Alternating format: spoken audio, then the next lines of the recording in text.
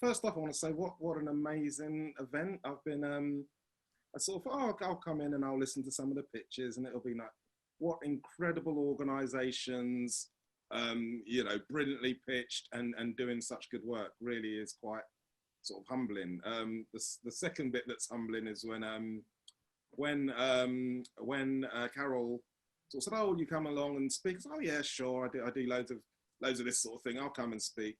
And then I found out that, a Paralympian and an international footballer were the last two speakers. Like, yeah, okay. So my life's not quite as extraordinary as either Adi Depaten or John Barnes. My name's Maurice Mcleod. I have pretty much lived my entire life in one borough of South London. So I born and grown up and still live in the borough of Wandsworth in South London. Live on council estates, still do. Sort of one of those people that sort of has refused to move. But my journey, I guess, is typical to lots of people. Went to a pretty rough school just up the road. The first day of school, you're sort of 11 years old and you're all nervous about being with the big boys. And on our first day, the police came to school to escort the headmaster off because boys from the year before had come to beat him up. And that was sort of my introduction to sort of big boy school. It was, I guess, like a lot of people, a lot of those comprehensives, being bright wasn't one of the things that you aspired to be. You sort of wanted to be tough, or you wanted to be, you wanted to be cool, whatever. Those were the. And I'm talking about the 70s and the 80s, by the way. I should point out that I'm really, really old, so I'm talking about a while back.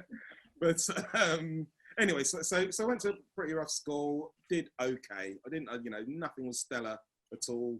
Got enough, I passed enough O levels and A levels to get into university.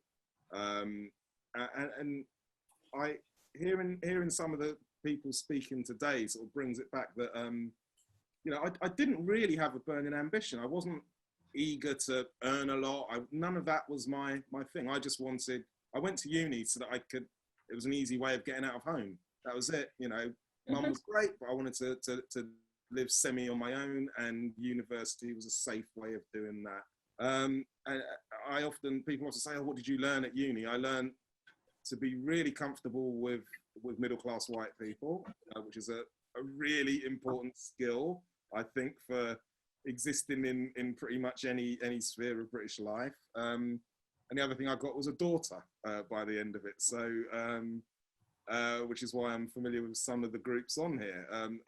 So I left uni with a newborn baby and no idea where I was going and what I was doing. I think I did psychology and sociology, so just sort of random subjects that were kind of interesting, but no, I didn't have any idea that was going to be my career progression. When my beautiful daughter Jessica came along, I sort of looked at her and thought, what am I giving to this child? What I can't just be bumming around, having a laugh. There's got to be something. What's my legacy for my daughter? So I thought, right, I need a career, and I thought I like telling stories. I'm interested in politics, journalism. Someone earlier, Celia, mentioned journalism. I had that, yeah, journalism. That's what I want to be, and it took me probably about a year and a half to work out what even the path into journalism was. I decided it was going to, working out what the best course was, which was one at City University, and trying to find out how to get there with no experience and no contacts. I applied, went for the course, went for the interview. They said, you show no interest in journalism. Why would we give you a role? So I went away, did loads of free work, which is quite hard when you're sort of bringing up a kid and you're not very rich. Came back again. They said, yeah, you've done some stuff, but not enough. I went away again. The third year I came back. By this point, the course lead recognized me. She's like, you again? Wow, what are you, you're really determined, aren't you? What are you going to do when I say no? And I said, I'll just see you every year until you let me on this course. So she let me on. The important thing, I think, for me personally, when I speak to I speak to a lot of people that want to get into journalism in particular. It was really important that I went on that course for me, because I was coming with no confidence, with no knowledge of whether I was good or not, or anything. And it wasn't just the teaching, which was good, and we did lots of practical stuff, and that was all useful. But it was the cohort, being alongside people. I think that as a black person, I can't speak for anyone else, but as a black person, there are lots of you have lots of knockbacks, and lots of things don't go quite right for you. And unless you're a psychopath, you kind of think, oh, maybe it's me, maybe I'm not good enough, maybe I'm not such and such. Unless you're one of those incredibly confident people, that's the way you go. But when you're in a classroom with, you know, with your peers, you see what they're like. You see some of them are good, some of them are bad. I'm better than at this, I'm not so good at that. You get where you fit. So then after the course, when you know, we all went off into the world with our diplomas, feeling like, yeah, we'll do well. I got nothing, no responses, nothing. You know, a couple of times I had interviews, but nothing was going on there. Meanwhile, I'm seeing my colleagues who, you know, my classmates who you knew I was good at, because I spent a year studying with them. I lived with one of them. You know, I was very aware, you know, that they weren't amazing compared to me. We were all on the same sort of level, but they were getting jobs on the Times and jobs at the Guardian and all this sort of thing. And it was a real, I kind of figured, if I'm honest, that because there's always these calls for, you know, we need more diversity, and I kind of figured if I was just in that right space, I'd be okay, and it certainly wasn't the case. In the end, I found myself, I got a job at the Voice newspaper down in Brixton, which was kind of amusing because it was the paper my mum always read. And in my sort of English brought up sort of arrogance, I was like, oh no, I'll be at the Guardian, or I'll be doing this. And I went to the Voice, and it was a brilliant professional experience. It was I think it was such a good grounding to work with black journalists doing anti-racism work, campaigning journalism. And I know people have got criticisms of the Voice, quite rightly and understandably, and they were there then too. But as a launch pad, you know, so many of you know, so many black journalists went through those doors at some stage. You know, I worked with Afua Hirsch at the time. She was 14 as an intern. You know, I was covering politics and crime and all that sort of stuff. So I got a real idea for what journalism can do, how journalism can be a useful tool. Eventually, you break onto the nationals. You know, there was a Macpherson thing about institutional racism, which meant all the papers were reporting about how racist the police were, and they'd look around at their own news desks and see nobody of any sort of colour. So they sort of freaked out and reached out to the only place where they knew black journalists were, which was The Voice. So we pretty much all moved from The Voice onto various national newspapers. And I think at the time it was like, yes, I've arrived. You know, I think I got a job at, where was I? I think I first went to The Independent, and I was at The Guardian for a little bit. And eventually I ended up on The Express, which was, I would say, the low point in my journalistic career. You know, if you know the Daily Express newspaper at all, you can understand what I think a corrosive and awful newspaper it can be. So I found myself there. It was a long way. It was supposed to actually be flipping to be a left-wing version of itself, but that didn't happen, and I kind of got trapped with a paper that was just depressing. I'd be at parties and people go, "Oh, what do you do?" And I go, "Oh, I'm a journalist," and I'd be ashamed to say where I was working.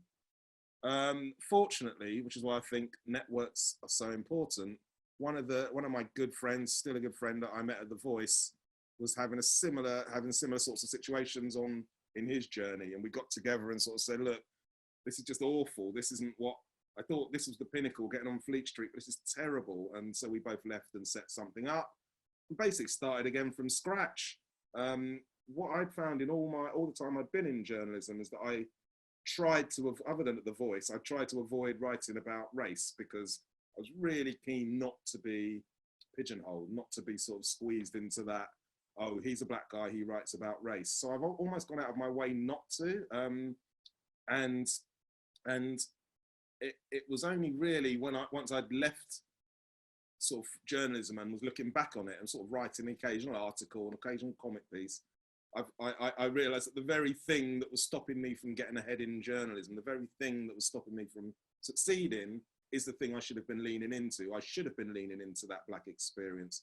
You know, I was the one in the newsroom that did, you know, I was at the Daily Express when Tim Westwood, who, for those of you who aren't quite as old as me, is a really dodgy hip hop DJ, a white hip hop DJ who's turned out to be really dodgy. He was shot in some street thing. He was shot, and I think the news editors went, "Oh, have you heard of this guy, Tim Westwood? He was shot." And I think I went, "Oh, good." And I you know, you think, I've let some of myself slip. I've let some of my, I've let them see inside my sort of blackness, which I'm trying to cover up. They got me to write a comment piece explaining why gangster rap wasn't the evil that they all thought it was, and talking a bit about hip hop. And that felt like, oh, I've actually been given the space to do this sort of thing. So in recent years, I've very much lent into writing about race, and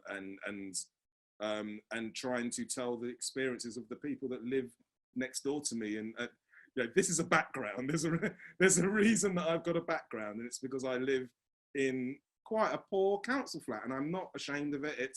But in a professional space, I'm aware that you do get judged. You get judged by, you know, how impressive is your bookcase, and what woke pictures have you got behind you.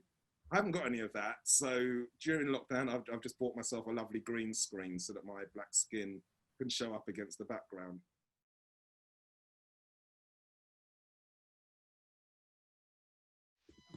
Sorry, I didn't mean to laugh. Just the idea, you know, no is the short answer.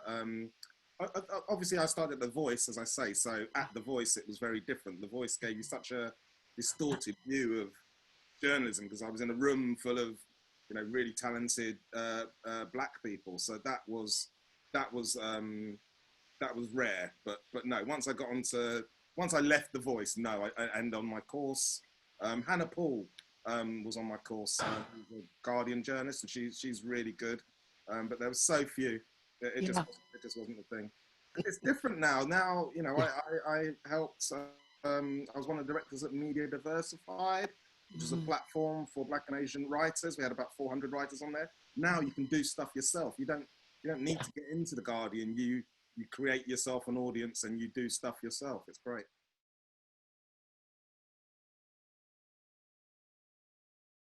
I mean, I'm a local councillor. I'm a Labour councillor, so I work. So I'm in the Labour Party, I guess. Working with Marsha was brilliant, really fascinating. Seeing up close a shadow minister, and she moved from disabilities to equalities. So her whole brief is writing about race equality. Also seeing the challenge of when you're the only black person in the room, not me, Marsha in the shadow cabinet, one of the only black people in the shadow cabinet, and trying to educate someone who maybe doesn't quite understand the arguments as well. Watching how that plays out has been super interesting. What was the follow-up question? Oh, Media Diversified. How did I transition? I feel like I've always been doing this work, whether I get paid for it or not. I've always been doing race equality work. It's you know, just by telling the story of where we come from, or where I come from, where my neighbours, even that is race equality work. So I kind of feel like I've always been doing that work. I've just got more confident in it, and I'm not shy about talking about it anymore.